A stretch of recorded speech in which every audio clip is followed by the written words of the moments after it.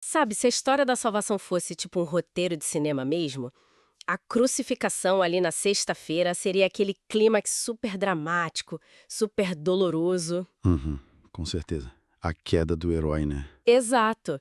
E aí a ressurreição no domingo seria a grande vitória final, com, sei lá, uma trilha sonora épica, os violinos subindo, tambores. A gente é muito condicionado a associar grandes eventos a grandes barulhos, a grandes estímulos visuais. A gente quer o espetáculo o tempo todo. Pois é. Mas e o que acontece no meio disso tudo? A nossa investigação de hoje, o nosso mergulho profundo aqui, é exatamente sobre esse intervalo. O dia em que a trilha sonora do cosmos simplesmente parou. É um silêncio ensurdecedor, se a gente parar para pensar. Totalmente. É o dia em que Deus, dentro da visão cristã, parece ter emudecido de forma absoluta. O mistério do Sábado Santo. E o que torna essa pausa tão fascinante, e a gente vai ver muito isso nas fontes hoje, é que não é só um intervalo comercial. Sabe, aquela pausa entre a tragédia e o final feliz? Não é isso. Não é um aguarde e volamos já. De jeito nenhum. Estamos falando de um momento em que a própria fundação da realidade, a própria estrutura da vida é colocada em suspensão. O silêncio aí não significa que o show acabou, mas que, o evento mais profundo da história humana está acontecendo fora do nosso campo de visão. E para quem nos acompanha nesta análise, a gente juntou uma pilha de documentos formidável para tentar entender o peso desse dia. E que pilha, né? Só texto pesado. Nossa, muito! A gente tem desde uma homília antiquíssima, lá do século IV, passando pelas diretrizes litúrgicas do Vaticano, o documento Paschalis Solemnitatis, e aí a gente entra na teologia super densa de Hans Urs von Balthasar. Que é um mergulho por si só. Sim. E também São Tomás de Aquino. E para trazer isso para nossa realidade, tipo, psicológica e espiritual, a gente trouxe reflexões do Centro Loyola e apontamentos de teólogos contemporâneos. É um material riquíssimo, justamente porque tenta dar palavras àquilo que, por definição, desafia totalmente a linguagem humana. O desafio aqui é mapear o que ocorre quando a própria fonte da vida experimenta a morte. Radicalmente, né? Bom, então vamos desempacotar isso por partes. Se a igreja se esforçou tanto ao longo de séculos para tentar explicar esse mistério, o primeiro passo, logicamente, é a gente olhar para a superfície da Terra. O que acontece aqui em cima nesse dia? E a regra de ouro é nada. Nada acontece. Exato. A famosa antiga homília do Sábado Santo, do século IV, começa descrevendo essa atmosfera com um peso gigante. O texto diz assim, olha: um grande silêncio reina hoje sobre a terra, porque o rei dorme. A terra estremeceu e ficou em silêncio, porque o Deus feito homem adormeceu e acordou os que dormiam há séculos. É uma poesia fortíssima. E essa imagem de que a terra estremeceu e ficou em silêncio é o que dita o tom prático do que a gente chama de um dia alitúrgico, Dia litúrgico? sem liturgia. Isso. O Sábado Santo é basicamente o único dia do ano em que a Igreja Católica entra num luto tão visceral, mas tão profundo, que ela simplesmente se recusa a celebrar o sacrifício da missa. Nossa, e visualmente isso é muito chocante. Se alguém entrar numa igreja tradicional durante o dia no sábado, não vai encontrar aquele ambiente acolhedor de sempre. Vai encontrar um cenário de desolação milimetricamente arquitetado. O altar fica nu, sem toalha, sem flor, sem vela nenhuma, O tabernáculo fica escancarado e vazio. escancarado. As imagens e as cruzes muitas vezes estão cobertas por panos escuros. A sensação é opressiva mesmo, é como se o prédio todo estivesse sentindo a dor do luto. E lendo as diretrizes do Vaticano, eu vi que a proibição de sacramentos é super severa, né? Casamentos e batismos estão fora de cogitação. Mas aí me bateu uma dúvida bem prática. E se alguém precisar muito? Alguém que está em estado de graça não pode só pedir para comungar nesse dia? A regra é extremamente rígida justamente para preservar esse simbolismo. A comunhão eucarística só pode ser distribuída no Sábado Santo como viático. O viático é tipo a comunhão para quem está morrendo, certo? Exatamente. É a comunhão administrada exclusivamente para quem está no leito de morte, como um alimento para essa passagem final. E por que isso? Porque o Sábado Santo pertence inteiramente ao domínio da morte. Ah, faz sentido. Os únicos outros sacramentos permitidos de forma mais ampla são a confissão e a unção dos enfermos, porque são os sacramentos que lidam exatamente com a nossa finitude, com o perdão e com a fragilidade do corpo doente. Não tem espaço para celebração enquanto o corpo de Cristo está repousando no sepulcro. É tipo o planeta inteiro prendendo a respiração. Mas olha, se a instrução milenar é instituir o silêncio e o luto absoluto, a gente precisa falar sobre o elefante na sala aqui. Lá vem o choque cultural. Com certeza. Porque na prática das ruas a coisa é bem diferente. Quem cresceu em países com cultura semelhante à nossa já presenciou ou participou do famosíssimo Sábado de Aleluia. Ah, clássico. Sábado de Aleluia é quase um sinônimo de festa para muita gente. É, o luto some e já no sábado de manhã ou de tarde tem churrasco, som no último volume, festa. E tem até aquela tradição folclórica da malhação de Judas. Que de luto e silêncio não tem nada, né? Nada. Como é que um dia de desolação litúrgica total virou sinônimo de churrasco antecipado? Fiquei muito curiosa com essa distorção. Então, a mecânica por trás disso é fascinante. É um exemplo perfeito de como a história e o comportamento humano acabam atropelando a tradição original. Isso não surgiu do nada, foi um efeito colateral de algumas mudanças práticas lá na Idade Média. Tá, o que aconteceu na Idade Média? Originalmente, a Vigília Pascal, que é aquela celebração linda da ressurreição, cheia de luz, fogo, cantos, ela acontecia de madrugada, na virada do sábado para o domingo. Que é o horário lógico, né? Amanhã de Páscoa. Exato.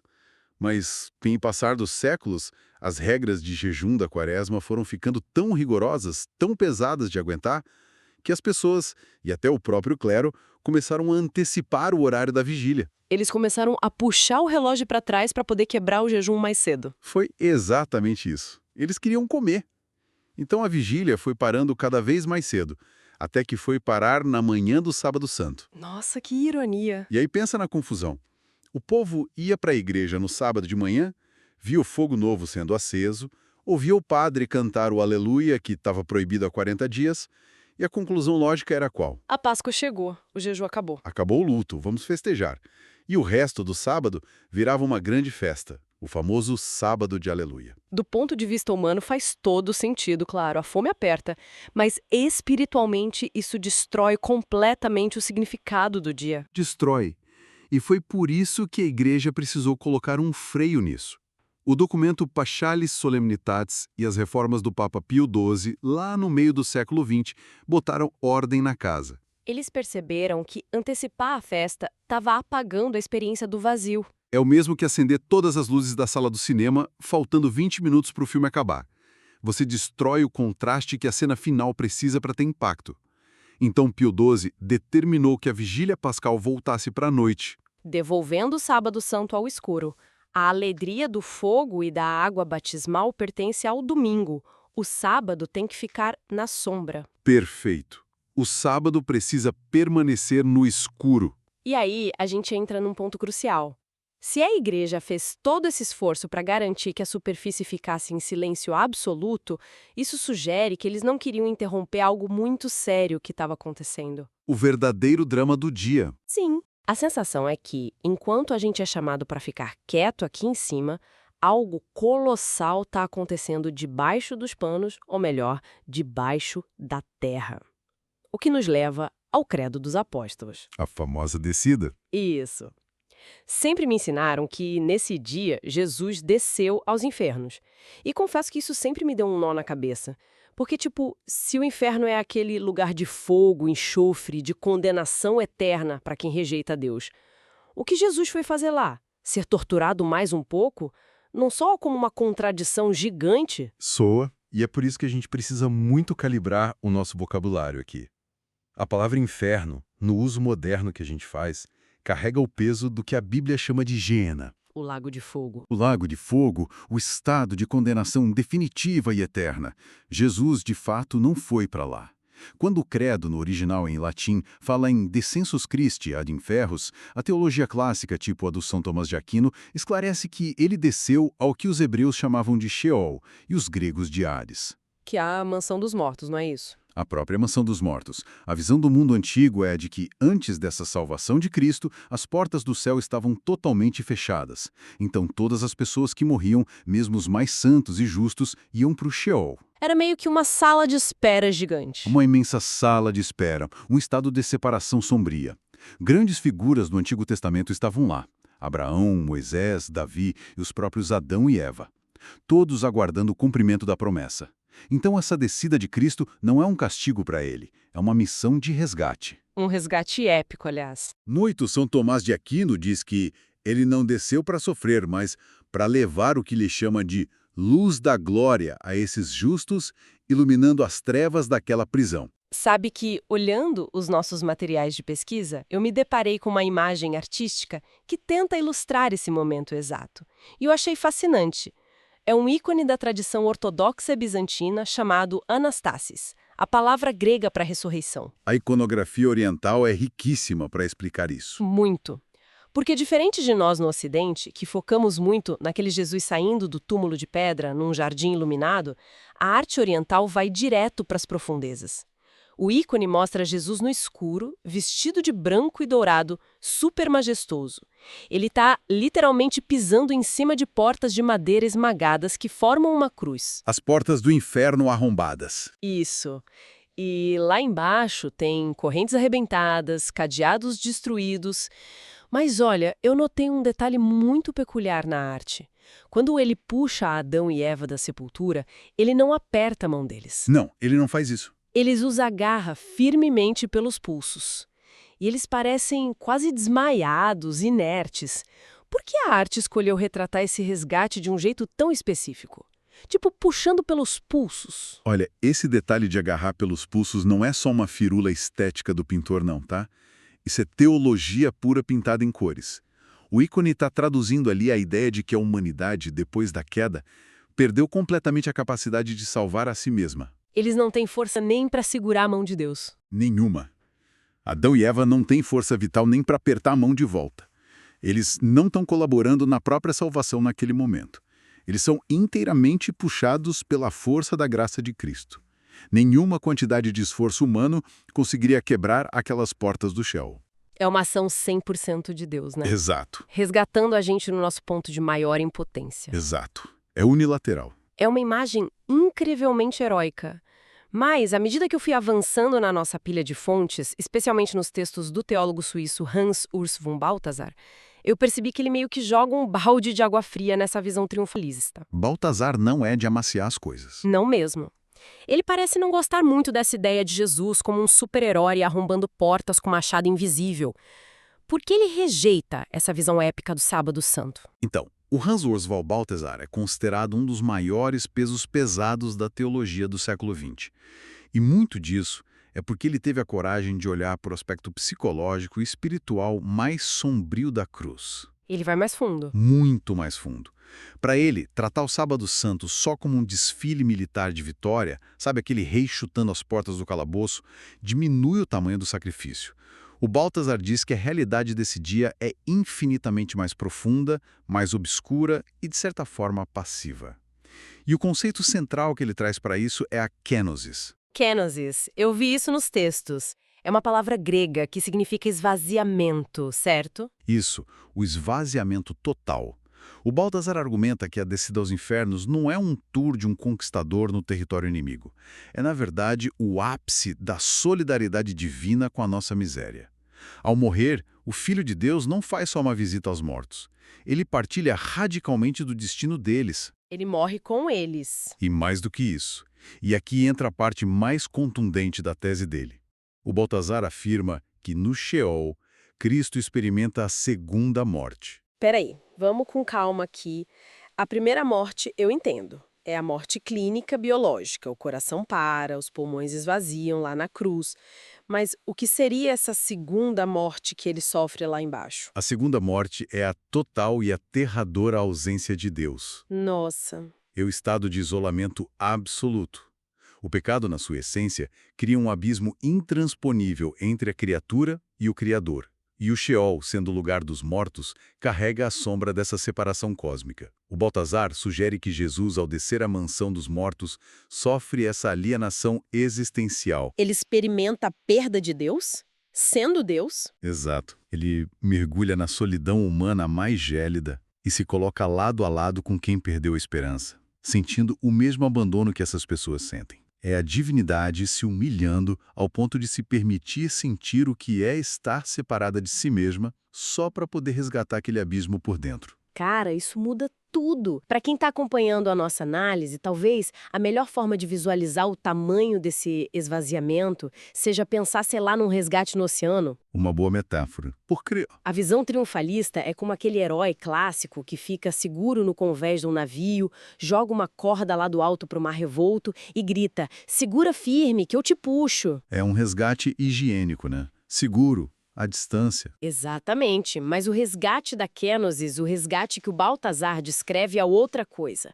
É como um resgatista que veste um escafandro super pesado de chumbo e desce até a fossa oceânica mais aterrorizante e escura que existe, lá onde a pressão esmaga qualquer coisa e a luz do sol nunca chega. No abismo total. E quando ele encontra a pessoa presa nos destroços lá no fundo, ele não apenas amarra um cabo e manda puxar. O resgatista desliga a própria comunicação com a superfície, senta na lama gelada, no breu total, sentindo a mesma pressão mortal esmagando os pulmões dele, só para poder olhar para a pessoa e dizer: "Eu tô aqui, você não tá mais só". E é aí que está a beleza terrível desse dia. Essa sua metáfora captura a essência da teologia do Sábado Santo.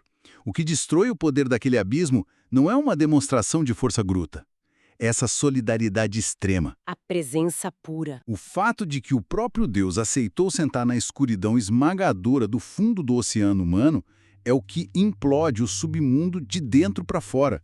Porque a partir desse momento não tem mais nenhum abismo, nenhuma depressão, nenhuma solidão ou morte onde o ser humano possa cair, em que Deus já não esteja lá esperando por ele. Ele infecta o reino da morte com a vida. Com a vida irrevogável. E não pela força militar, mas pela compaixão absoluta. É um drama intradivino de proporções absurdas acontecendo no invisível. Mas isso me levanta uma questão muito natural. Enquanto esse resgate silencioso e opressivo acontece no fundo dessa fossa oceânica, o que resta para quem está na superfície? Boa pergunta. A gente já estabeleceu que o mundo está naquele silêncio imposto pela igreja. Mas na narrativa bíblica da época, quem estava lá mantendo as coisas de pé? Porque, analisando de relatos que vão culminar no domingo, a gente vê aquelas mulheres devotas comprando perfumes para ir ao túmulo, e depois Pedro e João correm desesperados para lá também. Todo mundo parece estar num movimento muito frenético buscando respostas. Todo mundo correndo por túmulo, né? Sim, mas há uma ausência notável nesses relatos.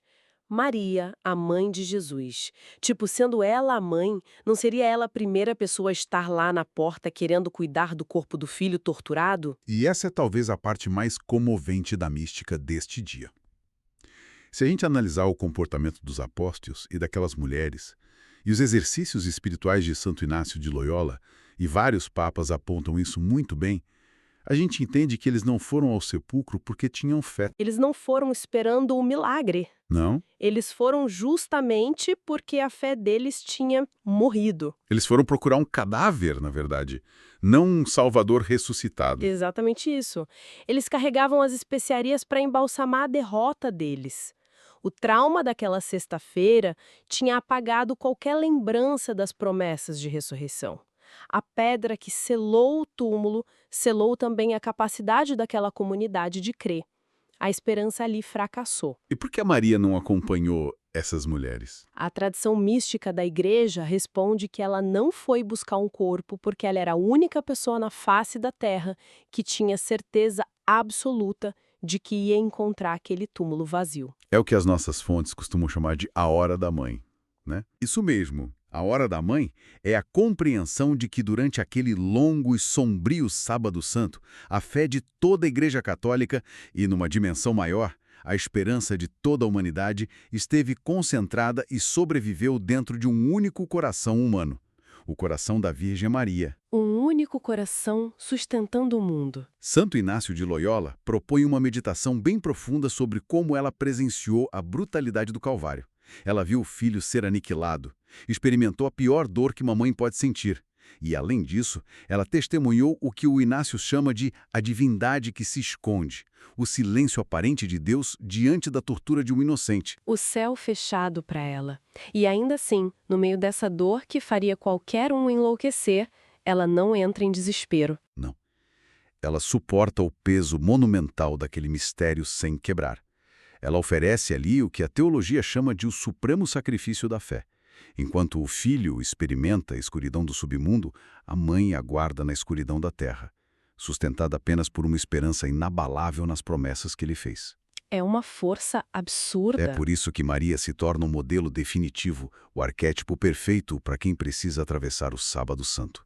Ela ensina a gente como sofrer a dor absoluta, sem perder a confiança na luz que a gente ainda não consegue ver.